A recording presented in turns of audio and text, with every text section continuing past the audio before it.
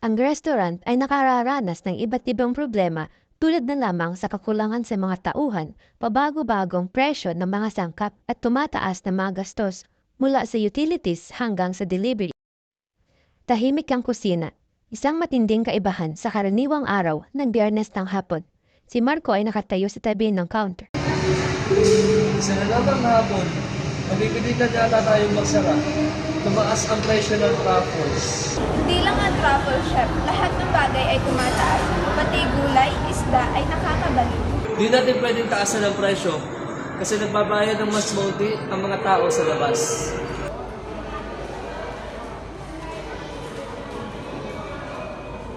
Marco, nakuha ko na ang pinamagagawang invoice ng delivery. And fuel surcharge ay napakataas. Hindi na natin kayang patuloy na bayaran ang mga puro presyo nito. Alam ko, David, sinusubukan kong maghanap ng paraan para magbawas ng gastos.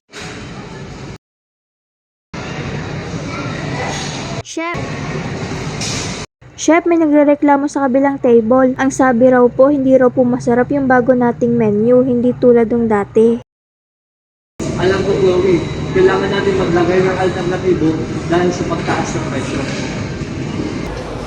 Chef, pwede ko bang subukan magluto ng bagong ulam gamit ang mga bagong recipe? Salamat, Ben. Subukan natin. Hindi natin kailangan magsayang ng kahit ano. Napanood ako para sa delivery, pero kailangan ko sana sabihin sa'yo na ang taas ng permission. Hindi ko alam kung gaano katagal ang kayang magmaneho sa ganito way. Naunawaan ko, Alex. Lahat tayo ay apektado. Kailangan natin ipagpatuloy ang operasyon ng restaurant.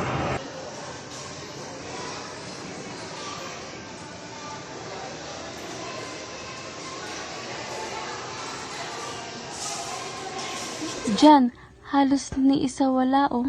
Ano nangyayari? Hindi ko alam, Sarah, siguro dahil sa ekonomiya o baka hindi lang lumalabas ang mga tao ngayon. Sana gumamit pa rin sila ng parehong kalidad ng mga sangkap. Hindi ko sigurado kung kaya ko bang magbayad ng ganitong halaga para sa isang hindi magandang pagkain. Ilang linggo pagkatapos ng mga pagsubok, si Marco ay nagre-review ng mga datos sa kanyang tablet. Isang graph na nagpapakita ng pag-increase at pagpapakita ng positibong datos mula sa mga customers. Tingnan mo to, Maya. Nahit ang bagong menu. Ang mushroom risotto ay paborito ng madami. Patunay ito sa pagiging creativity ni Ben at sa paggamit natin ng mga local na ingredients at mga fresh. Natutuwa ako at nagustuhan niya siya. Marami ako natutunan sa iyo ni Maya. Natural ka, Ben. Maswerte kami na nandito ka. Marco, may magbili kami sa isang lokal na magsasaka na interesado kami bigyan ng organic na produkto.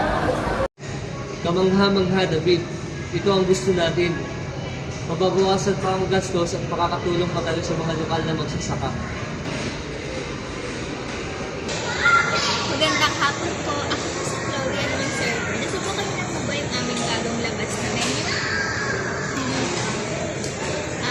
Yun po ay naglabas po kami ng mga fresh, locally sourced na ingredients and mga masasarap po yung plant-based option po namin. Napakaganda niyan. Alam mo ba, lagi ako naghahanap ng restaurant na may malasakit sa sustainability. Gumagamit po kami ng mga inventory management system para po maiwasan mga food waste at para po masubaybayan po namin yung delivery ng real time. Magandang marinig iyon. Lagi naming hinahanap ang mga restaurant na may malasakit sa kalikasan. Chef, kung dito na ang delivery, tingnan ang bagong truck. Mas efficient at makakatipid ako sa Kamangha-mangha, Alex. Natutuwa kami na magbawas ng carbon footprint at magandang hakbang sa tamang direksyon.